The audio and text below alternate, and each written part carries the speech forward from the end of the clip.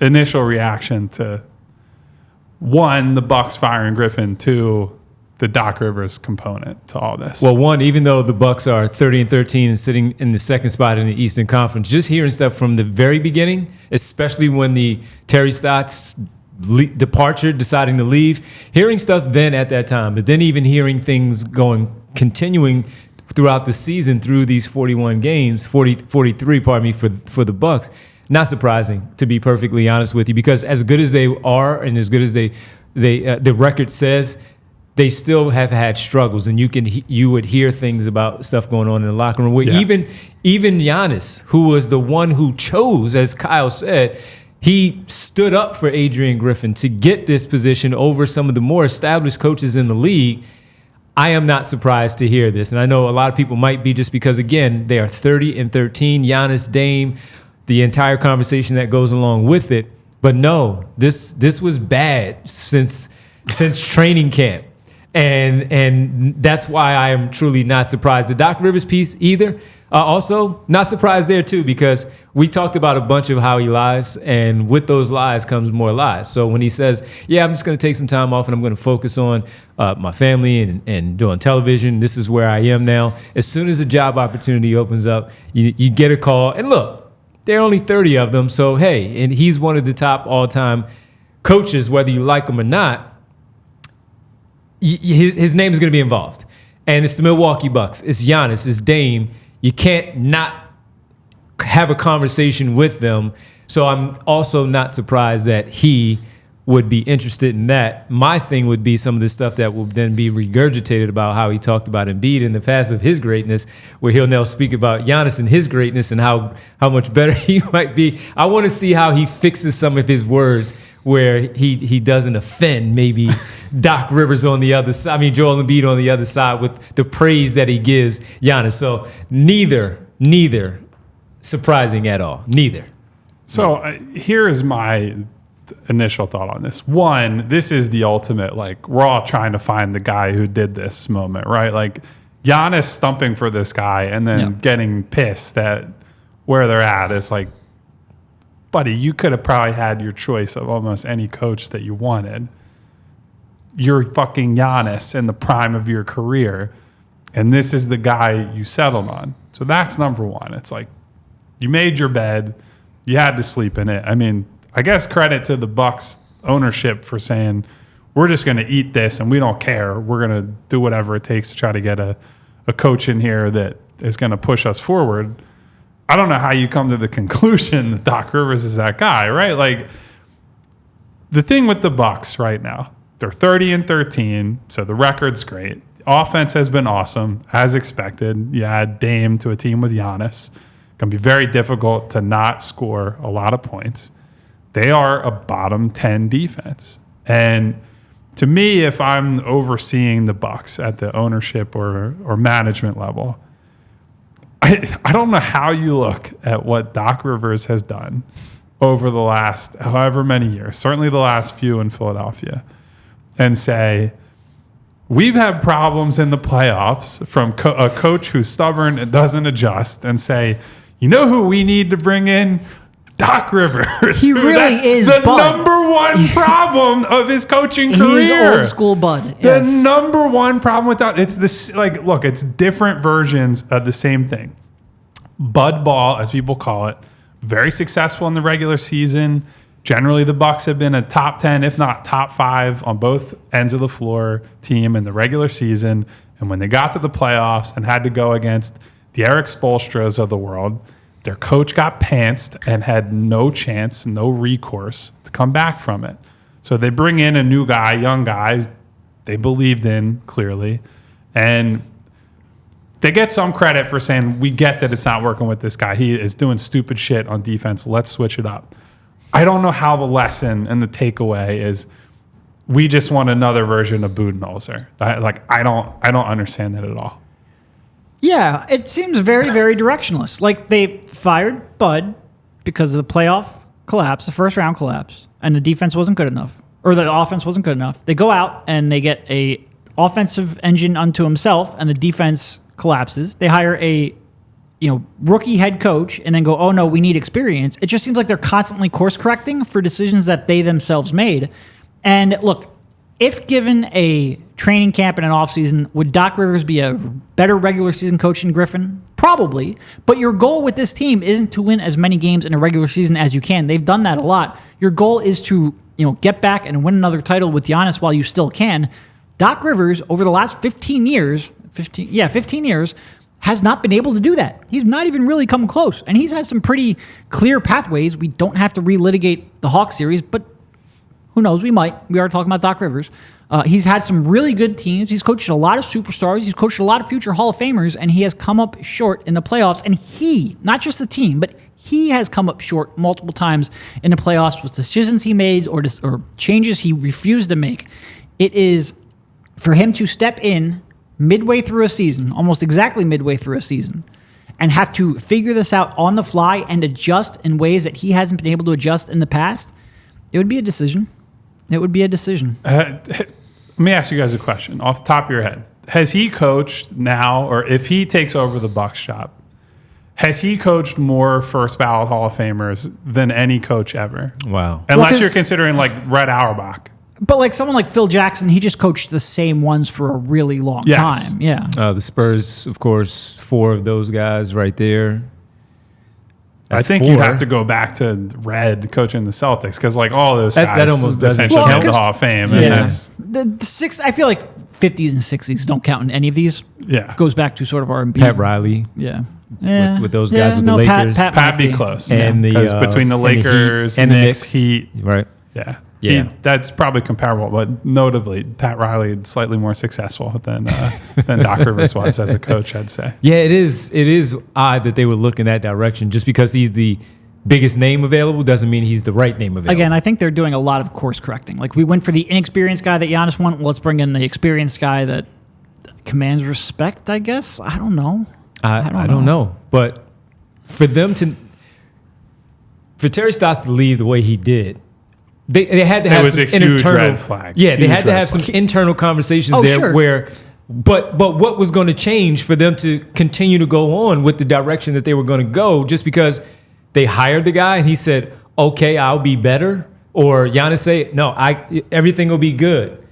Yeah, okay, your record is going to be good, but the vibes are bad. The coaching decisions are bad. Getting blown out the way that they got blown out, things like that. I mean, this is a team giving up like 130 plus points to the Detroit Pistons without Cade Cunningham. Yeah, right and now. That's the level their defense is in. Like a couple of games away from each other, something like that. Yeah, it's insane. It really is. But as you said, maybe you give credit a little bit maybe to the ownership for making the decision. Just saying, like this isn't the guy. Yeah, but you needed to recognize that in the beginning after the assistant coach left. If anything, you say, all right, well, what's the problem? Try to figure out all that. And if you have to let him go, you gut him right away instead of the assistant coach. So there is no problem because you get rid of it all in the beginning and then you go along with your season and see what happens. You may not have the training camp, but if it was Stotts, let's say for an example, at least Stotts was there to continue to take it on and do whatever needed to be done. But yeah, I mean, the guy wasn't good. Just bottom line, he wasn't good at all. Yeah, I'm trying to keep track of all the reporting that's coming in. And this isn't reporting, but it's speculation from somebody. It's like, did the Bucks do this because they were trying to beat the Lakers to doing it so they could hire Doc first? And what a sad thought that would be. Like, we have to fire somebody so that we can hire Doc after several consecutive high-profile failures with inner circle Hall of Famers as his best players. Like, man, what a sad state of affairs. How much has changed because of Milwaukee getting embarrassed in the first round last year? Like if they just go on a normal like second round or even conference finals run and just like lose, yeah. It's wild. It's wild. And look, and Corey bringing up a point in the chat that how much can you criticize the Bucks when they have a championship and the Sixers haven't gotten out of the second round? Well, you can still criticize their moves. And honestly, and I don't play for either team, so I can criticize whoever the hell I and want. that championship we was do criticize the Sixers in part because Doc Rivers is a reason that they haven't gotten out of the second round. Those two conversations. and the tie in. championship was 3 years ago, so it's not now. Well, but also just because they drafted Giannis and built a good team around him doesn't mean that all of their coaching decisions are going to be right. Case in point, Adrian Griffin, who they fired after half of a season. So, we're going to have opinions on their next coaching hire. It's just their decision making over the last 8 months has been suspect. And that includes the Drew Holiday deal. Because, look, as great as we know Dame to be, Drew Holiday, because of the defense that we're talking about, they still found ways to get away with a lot of different things because of how good defensively they were. One of the other questions that they had was, could Chris Middleton come back and be a semblance of himself? And he has at least looked better this season. So imagine if you still had Drew Holiday with the type of things that Drew Holiday does to help this team out. And then you don't have to make the move and sending some core pieces that you had, like Grayson Allen and others. I'm not standing here standing up for Grayson Allen, but before the collapse in the playoffs, the team was pretty darn good with the depth that they had overall, and that's one of the issues that they have. Mm-hmm. They don't have depth. Javon Carter then goes to Chicago. Grayson Allen, again, we talked about that, and a few others that were involved in the deal. In general, the team is totally different, and that's at least a move for me. And I love Damian Lillard coming from Portland, but the Bucks had some good stuff going on there with Drew Holiday, Middleton, and Giannis, as long as Middleton was going to be healthy. And look what Boston is doing with Drew Holiday right now. And look, I thought they should have traded Drew for Dame. I was behind that trade at the time. But I think pairing that very obvious defensive weakness and exploitability with a rookie head coach was questionable. And it's been questionable since. All right, so I'm going to really put myself on an island here and do the devil's advocate portion of the potential. There you go. There you go. Me? Bring the bell. I'm getting dinged. Yeah, we got to get there. I don't even know what I'm going to say. Put yourself on the island. Then let's go. Oh my God, I'm getting dinged.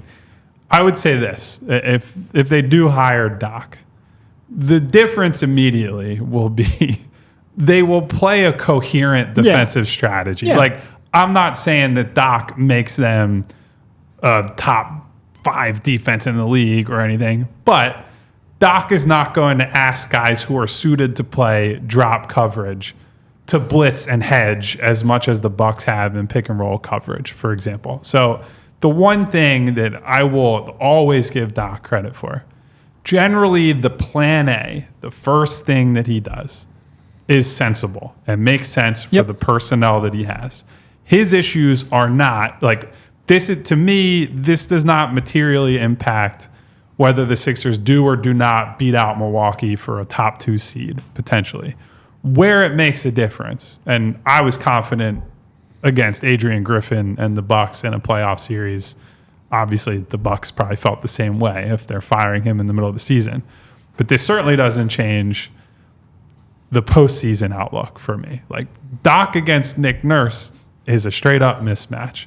And Doc will come in with a solid plan. I have a lot more confidence that Nick, with this personnel and this group, would be able to just coach circles around him in a series that matters. And really, if you look at the whole Eastern Conference playoff picture, I would say the only matchup where the Sixers don't have a clear advantage in the coaching department, or at least an advantage period, is against Miami. Yeah. I think you could argue Nurse is the best coach in the East right now outside of Spoelstra. And that's not something we've been able to say here lately. So you add on to that the Sixers have that with the guy who is by far the MVP frontrunner right now, with Tyrese Maxey ascending, with potential additions coming, with role players clicking in all their roles. I just think that they are in a great spot right now. And any turmoil, any chaos elsewhere is a huge positive for them. Yeah. Look, I right from the jump, I said if you gave Doc a training camp and offseason, they would be a better regular season team. I don't think there's any denying that. He will bring sanity to that, like you said, to that defense. And by the way, he will then be sure to remind everyone that he has brought sanity to that defense and that locker room. He likes talking up his impact on culture. It's one of Doc's favorite things to do. But in the playoffs, yes. you would certainly have confidence in that coaching matchup, and quite frankly, in the flexibility of their defensive personnel as well. Yeah. That would be. I mean, we saw the Hawks series where Atlanta just went back and back and back to things that were working and attacked Curry and attacked everyone, and I think the Sixers could do that to them as well. Well, should be. Also, I just want to mention, like, it is nice having a superstar who has the kind of, like, Joel Embiid could get his version of Adrian Griffin. He hasn't gone out of his way to do that. He hasn't gone out of his way to get coaches fired, to get his buddies hired. That is one thing. I think Joel realized there's a little bit of a responsibility, and if that's not his area of expertise, just because he has that power, he hasn't necessarily exercised that power as fully as he could, whereas Giannis has, and I think that has some pretty big impacts. That doesn't just apply to the coach either, like Yeah. coaching decisions. Yep. I think, there's been stuff out there, right, where Bradley Beal is a Drew Hanlon guy, and there was a time period where I think Joel preferred Beal to other options, and then had conversations with coaching staff, front office, who were like, this is why that might not be the best guy to go after.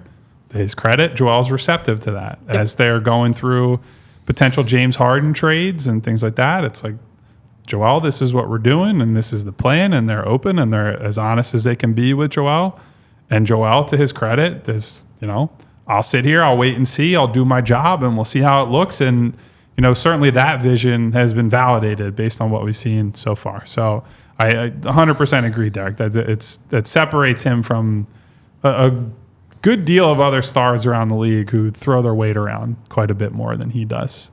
It's nice to see some other teams where you're talking about them around the league in the way that the Sixers were used to be discussed, and how you would talk about some of the issues that they had and some of the problems that Joel Embiid, coach, front office, whatever it might be, that right now it seems like they're the stable one outside of Boston. Not something I ever thought I'd be able to say. Yeah, Never. Never. But I mean, that's where, that goes to the credit of what the head coach has done in the short time that he has been here. Of course, what the front office has done, and to you guys' point about the superstar and what he has been able to do for hovering over this team, but in an organization, but not hovering enough where it becomes a negative and it's too much of a problem because he has his hands in too much of what's going on. So stability, the Sixers. Who would have thought?